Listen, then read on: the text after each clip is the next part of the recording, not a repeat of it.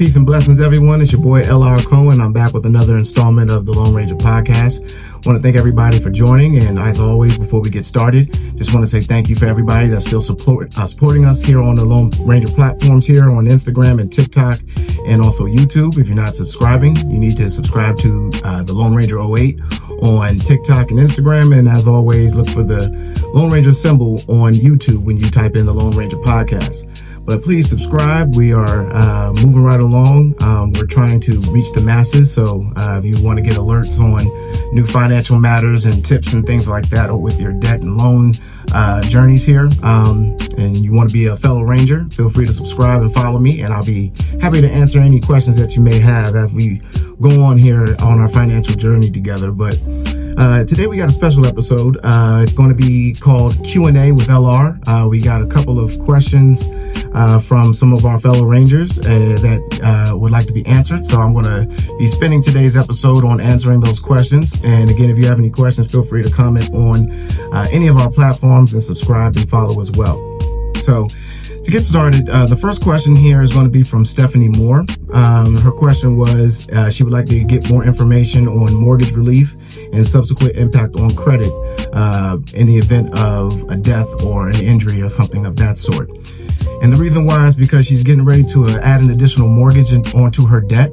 She might be taking out a HELOC or maybe getting a second mortgage on a new home or second home or something of that sort. So she's trying to get all her ducks in order and see if something were to happen, if she were to die or unfortunately, or if she were to get injured, if there's some type of mortgage relief clause where the mortgage balance itself will be relieved in the event of one of those emergencies. And the answer to that here, Stephanie, is yes. Okay. It's called mortgage life insurance.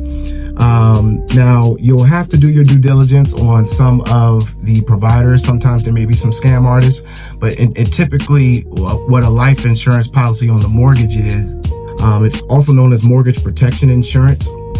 And basically it's a life insurance policy on the mortgage. And basically it pays the mortgage debt off in the event of, a death, or if there is a disabledness and, you're unable to work anymore. And basically it relieves you of that mortgage debt. Now, there's a little bit of a catch here.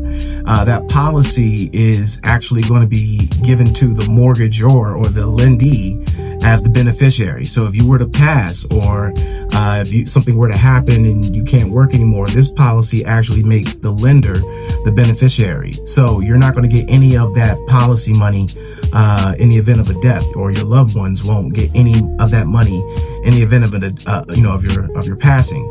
So that's something that you're going to have to note here, Steph, because if you want that mortgage paid for, perfect, but you're not going to, if you don't have any other things like a will or another trust fund or any other life insurance policies that are going to pay beneficiaries, then you're not going to leave your family with anything. It's just going to pay the mortgage off. Now, it's a trade-off, like we always say on the show, no mortgage on the home. So, if your loved ones don't have a mortgage on the home, they can always sell it and get full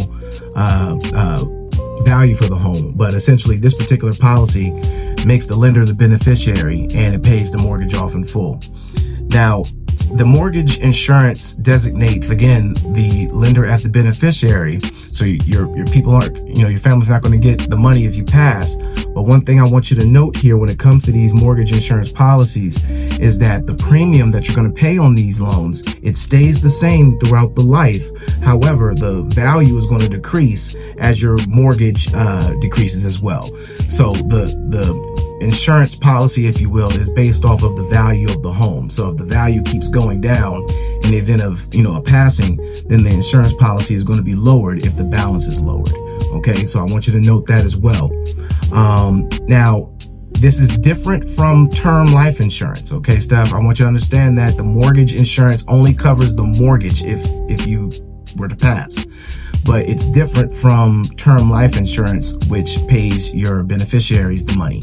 Now, if you want to take out a policy that covers your mortgage, whatever your mortgage balance is, see exactly, if you can get approved for that type of term life insurance policy to cover the mortgage balance as is, and then that value stays the same, even if the value goes down as you pay it. So, the payout still stays the same.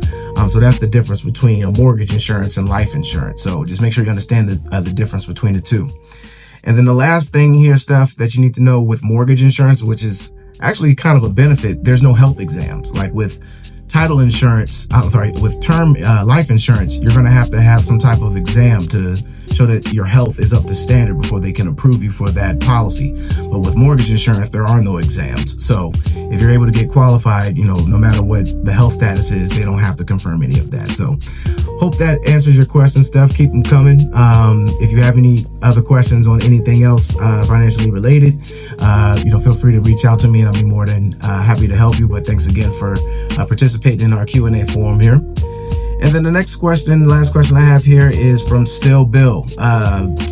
Still Bill wants to know, who are the underwriters? Well, that's a great question here, Bill. The lending process has a few gatekeepers, I like to call them. The processors, the underwriters, the closers.